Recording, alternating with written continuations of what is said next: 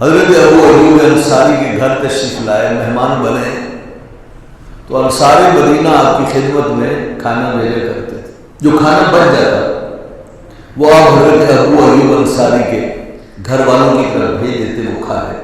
حضور سید عالم صلی اللہ علیہ وسلم کی خدمت سے جب کھانا بچا ہوا آتا تھا یہ میاں بیوی کھاتے تھے، اور ہر دفعہ کھانے میں ان دونوں کی لڑائی ہوتی تھی۔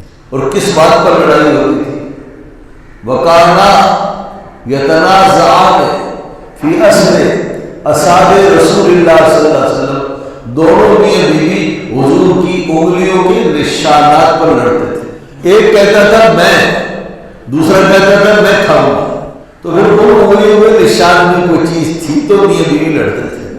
تو معلوم یہ ہوا کہ بزرگان دین کے عضو سے، ان کے دانتوں سے، ان کے ہاتھوں سے جو مس ہونے والی چیز ہے وہ نور اور برکت